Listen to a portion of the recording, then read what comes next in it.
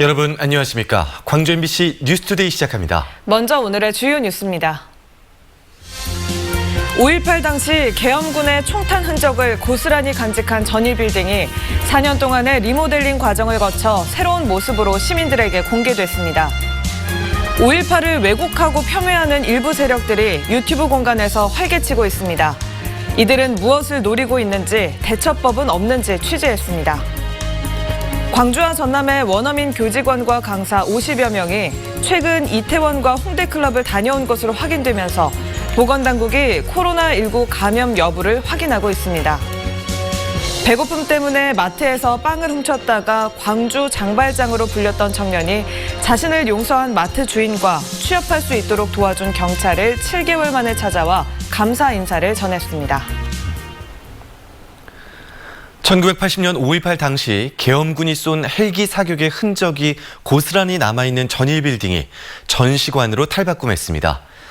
총탄의 흔적 숫자에서 이름을 따 전일빌딩 245라는 이름으로 시민들에게 공개됐습니다.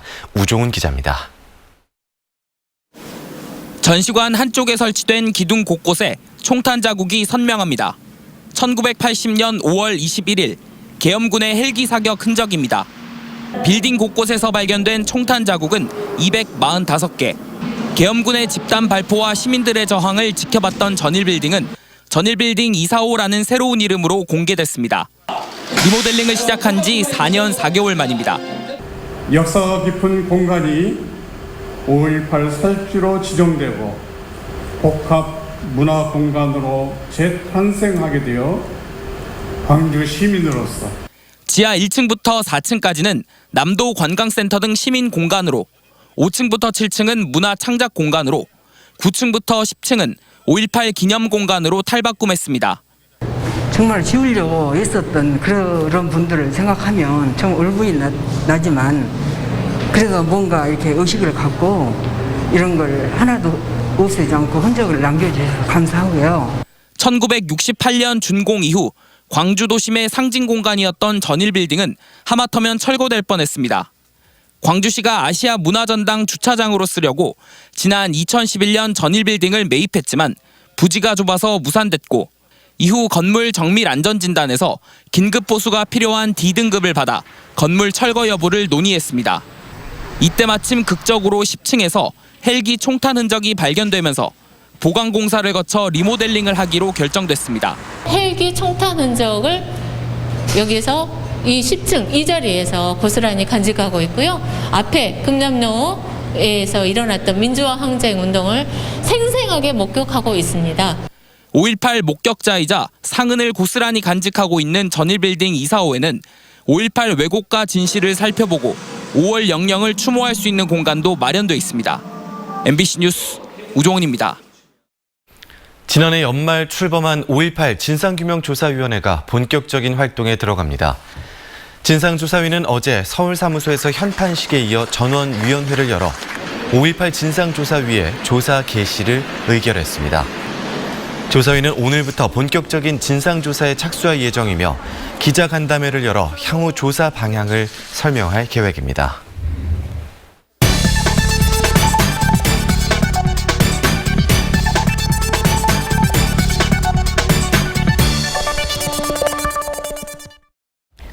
제가 지금 나와 있는 이곳은 5월 영령들이 잠들어 있는 국립 5.18 민주묘지입니다. 해마다 이맘때쯤이면 시민들의 추모 행렬이 이어지고 국가 기념식도 열렸는데요. 올해 5.18은 40주년이라는 역사적인 의미에도 불구하고 코로나19의 여파로 역대 최소 규모로 행사가 진행될 예정입니다. 대면 행사의 축소와 취소로 비대면 행사의 중요성이 높아졌는데요. 5월 단체와 광주시는 5월 노래 커버 콘테스트 등 온라인을 통해 5.18의 전국화와 세계화를 노린다는 계획입니다. 5.18 기념식이 축소된 이 상황에서도 극우 보수단체들의 5.18 왜곡은 더 심해지고 있습니다. 이 왜곡은 희생자들과 광주를 모독하고 또 5.18을 잘 모르는 젊은 세대들의 정신을 병들게 하고 있습니다. 대한민국 민주주의 발전에 이바지했다는 평가를 받고 있는 5.18은 부록이 됐지만 여전히 흔들리고 있습니다.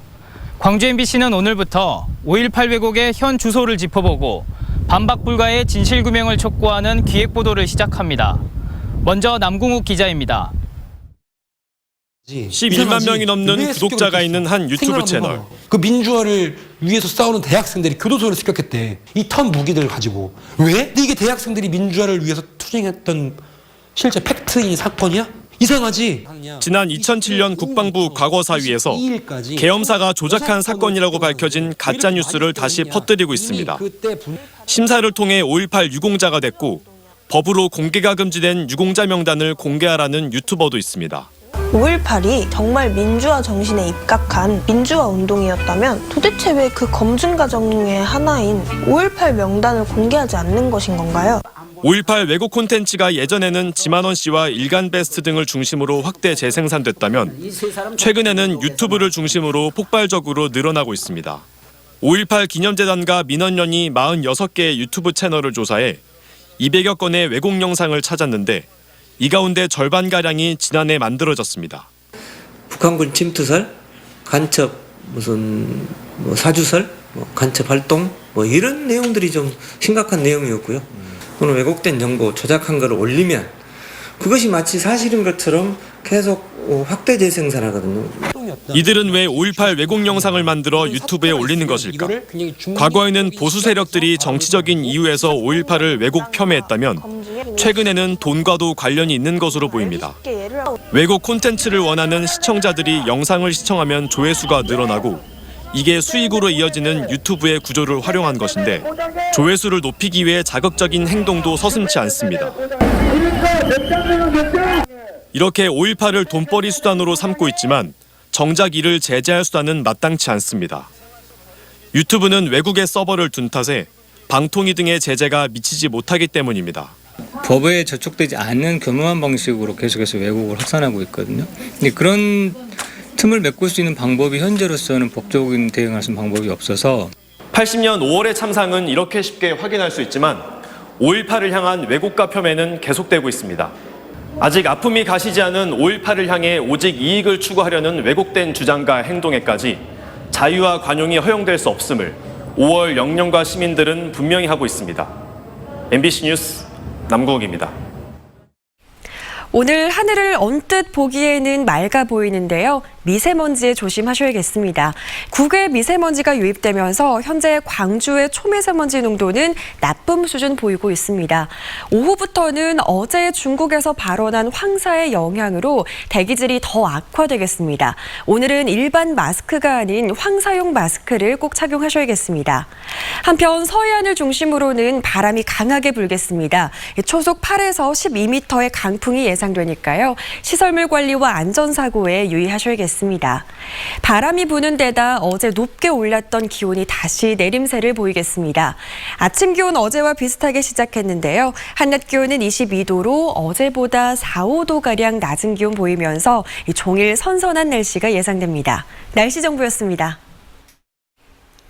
마트에서 빵과 과자를 훔친 혐의로 경찰 조사를 받았던 한 남성이 반년 뒤 경찰서를 다시 찾아왔습니다.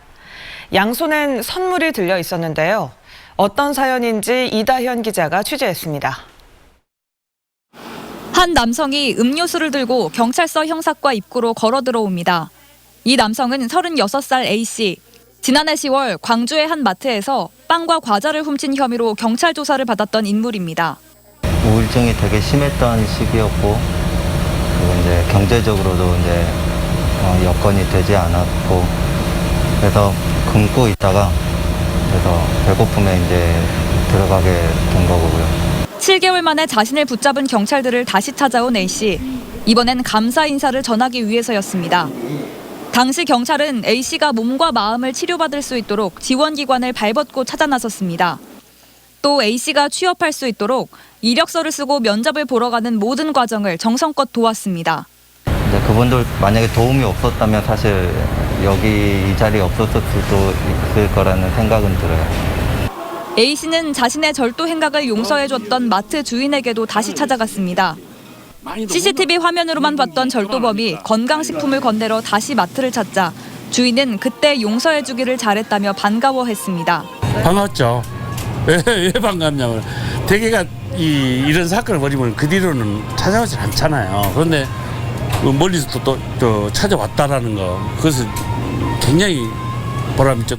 열흘 동안 굶다가 빵을 훔친 사연 때문에 광주 장발장으로 불렸던 청년은 사회의 용서와 지원 속에 지금은 포스코 자회사의 직원으로 새 삶을 살고 있습니다. MBC 뉴스 이다현입니다. 이태원 클럽 집단 감염으로 코로나19 확산 우려가 다시 커지는 가운데 광주와 전남의 원어민 교직원과 강사 50여 명이 최근 이태원과 홍대 클럽을 다녀온 것으로 확인됐습니다. 광주시 교육청은 지난달 29일부터 이달 5일까지 이태원 일대 클럽을 다녀온 교직원은 원어민 교사 4명과 원어민 학원 강사 3명이고 모두 음성 판정을 받고 자가 격리 중이라고 밝혔습니다. 전라남도 교육청은 원어민 교사 34명 등 49명이 이태원 일대 클럽을 방문해 이 가운데 20명은 음성 판정을 받았고 나머지 29명은 검사 결과를 기다리고 있다고 밝혔습니다.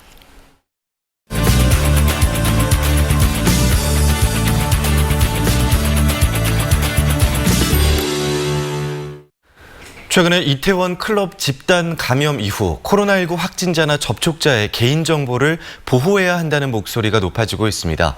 불필요한 신상 공개는 자제해야 한다는 건데요. 국가인권위원회 광주인권사무소에서는 오늘 재난 상황에서의 인권을 짚어보는 집담회가 열립니다. 개인정보 보호 관련 주제를 맡은 광주인권회의 황범량 간사와 이야기 나눠보겠습니다. 안녕하십니까? 네, 안녕하십니까? 이번 코로나19 사태에서 개인정보가 지나치게 유출됐다라고 보는 부분이 어떤 겁니까? 먼저 이 동선 공개에 대해서 말씀을 드릴 수 있을 것 같습니다. 이 동선 공개가 이 확진자별로 나누어져서 이루어지기 때문에 이 확진자들의 어떤 동선이나 또 사생활을 좀 추측하는 일들이 있었던 것 같고요. 또 두 번째로는 이른바 이 자가격리 과정에서 이 자가격리 수칙을 어기지 않은 분들에 대해서까지 좀 일괄적으로 이분들에 대한 위치 추적이 이루어지고 있다는 점에서 어쩔 수 없는 부분도 있겠지만 우리 사회가 이 개인정보 부분에 대해서 다시 한번 좀 살펴봐야 할 부분들이 아니었겠나 이렇게 보고 있습니다. 네, 한편에서는 이 확진자 관련 정보를 공개하는 게 코로나19 확산을 막는 데 도움이 되지 않냐 이런 의견도 있는데요. 어떻게 보십니까? 네, 분명히 이 확진자 동선 공개가 이렇게 도움이 됐던 부분은 부인하기 어려워 보입니다. 그러나 다른 한편으로 이 개인정보가 무분별하게 유출된다면 이것 자체가 또 하나 이 처벌이 되기 때문에 이것 때문에 이 확진 검사를 받으러 오는 것을 좀 피하게 되는 좀 이런 일들이 일어날 수 있기 때문에 이 성공적인 방역을 위해서라도 이 최소한의 개인정보 보호 장치는 마련돼야 한다라고 말씀드릴 수 있을 것 같습니다. 네, 감염병 상황에서 개인정보 보호와 관련된 어떤 가이드라인 같은 것이 현재 있나요? 네, 이 방역 정책을 책임지고 있는 중앙의 대책기구 차원에서는 이미 가이드라인이 어느 정도는 나와 있는 상황입니다. 그런데 이 긴급 재난 문자를 발송하는 이 지자체별로 이 과도한 기준을 좀 적용을 한다거나 아니면은 언론 보도를 통해서 이 과도한 개인에 대한 신상 정보가 유출되는 일들이 좀 있고 있습니다. 네, 이 인권 존중과 알 권리 둘 다를 충족하려면 개인 정보가 어떤 식으로 공유돼야 한다고 생각하십니까? 네, 먼저 이 동선 공개 관련해서는 이 공개되는 이유가 이 같은 비슷한 시간이나 비슷한 장소에 있었던 분들이 좀 자진해서 검사를 받게 하는 데 목적이 있다고 볼 수 있는데요. 네. 이 경우에는 사실 장소와 시간 정도만 공개가 되면 되는 것이고 그 밖에 다른 어떤 불필요한 개인의 신상 정보는 이 최대한 이 유출이 막아줘야 되는 부분이라고 보고 있습니다. 뭐 그런 측면에서 또 한편 이 과도한 정보가 유출되는 것에 대한 법령적인 개정이 좀 필요하다고 보고 있습니다. 네, 장소와 시간이 알아야 될 필요가 있는 것이지 개인정보라든가 성별, 나이 이런 것들은 필요가 없다. 그런 말씀을 주셨고요. 이외에도 오늘 재난 상황에서 일어나는 여러 인권 침해에 대해서 집담회가 열리는 것으로 알고 있는데요. 그 부분 안내해 주시죠. 네, 이번 이 행사는 국가인권위원회 광주인권사무소 주최로 좀 광주의 여러 인권단체들이 이번 코로나 유행 사태에서 있었던 여러 인권 문제에 대해서 좀 논의하고 대책을 마련하기 위해서 시작된 자리입니다. 이번 사태에서 사실은 저는 개인정보 문제를 맡았지만 어떤 노동 환경에서의 문제라던가 아니면은 좀 소외되고 있는 장애인 분들의 어떤 문제라던가 또 아동 청소년들의 문제라던가 좀 이런 여러 인권 사각지대의 문제들이 좀 다뤄지는데요. 물론 아직 코로나 유행이 끝난 것이 아니기 때문에 많은 분들이 참석하기는 어렵겠지만 좀 더 많은 시민들이 관심 가지고 논의해봐야 될 사안이라고 말씀드릴 수 있을 것 같습니다. 네, 지금까지 광주인권회의 황범량 간사와 함께 감염병 시대의 개인정보 보호에 대해서 함께 이야기 나눠봤습니다. 오늘 말씀 고맙습니다. 고맙습니다. 감사합니다.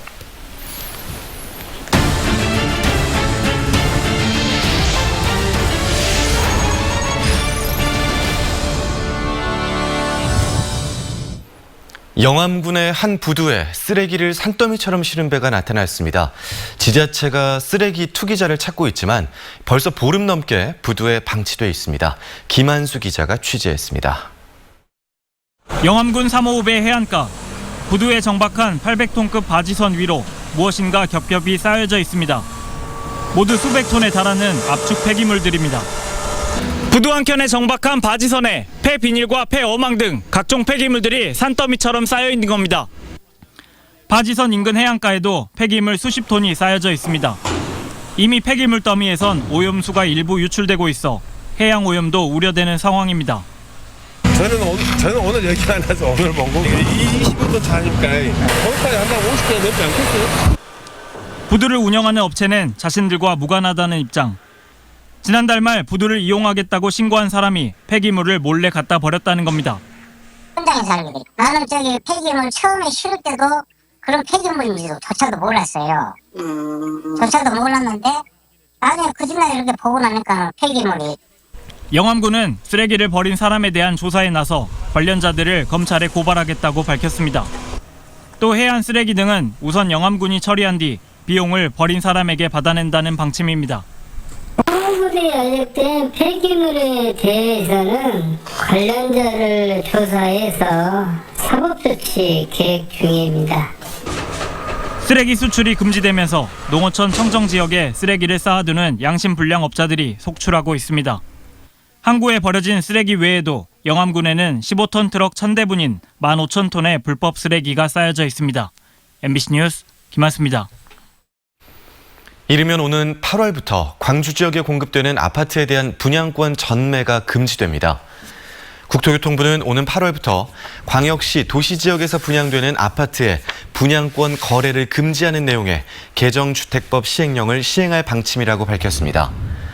이에 따라 광주에서도 개정주택법 시행령이 시행되는 8월부터 입주자 모집 공고가 신청된 단지의 분양권의 전매가 금지됩니다.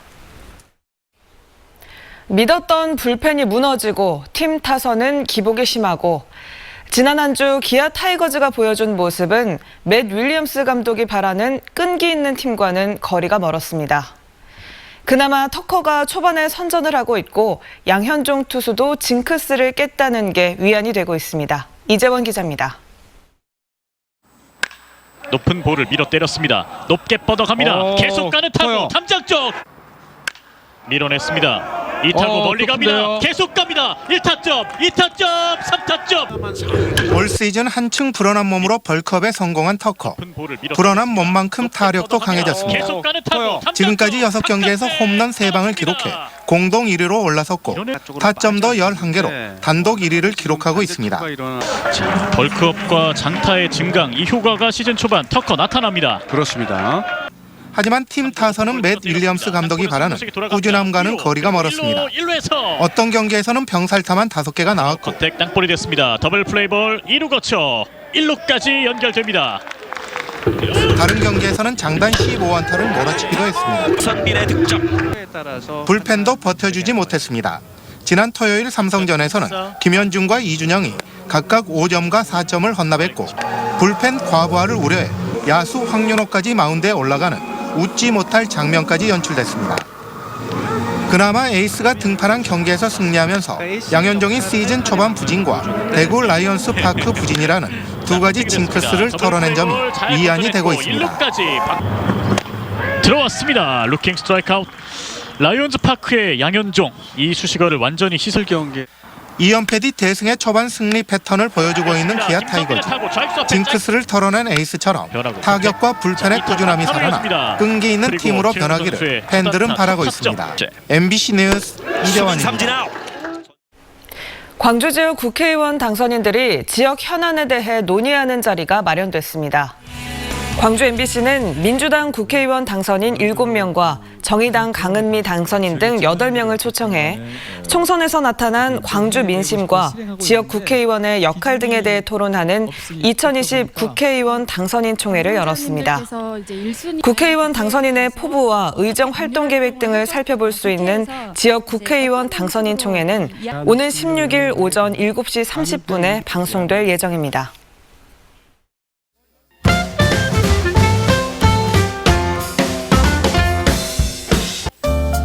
광주 서구가 미취업 구민 청년들에게 3개월간 총 150만 원 상당의 지역 화폐를 지원한다고 밝혔습니다.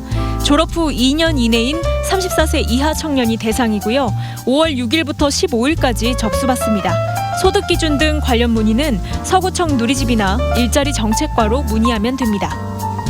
40여 년 전 희생된 시민들의 모습이 16일 오후 2시부터 금남로 일대에서 재현됩니다. 시민행진 5월 그날 후인데요. 신문지와 박스, 종이 등을 겹겹이 붙여 희생자들의 얼굴을 만든 것으로 5월 어머니와 청년들, 예술가들이 참여했습니다. 5.18 민중항쟁 기념행사위원회는 인형 만들기를 온라인에 올려 누구나 참여할 수 있도록 했는데요. 위원회 누리집에서 시청할 수 있습니다. 광산구에서는 5월 문화제 부록 5.18 흔들리지 않는 윤상원이 진행 중입니다.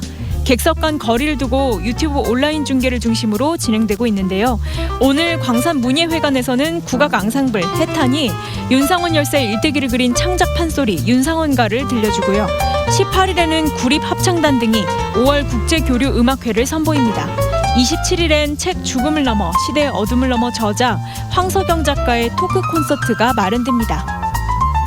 오는 13일 임을 위한 행진곡이 처음 창작된 광주문화예술회관 국악당 옆에 표지석이 세워질 예정입니다. 해당 지역은 과거 황석영 작가의 자택이 있던 곳으로 노래극 넋풀이 음반이 제작된 곳인데요. 황석영, 김종률 등 당시 노래 제작자들이 제막식에 참석할 예정입니다.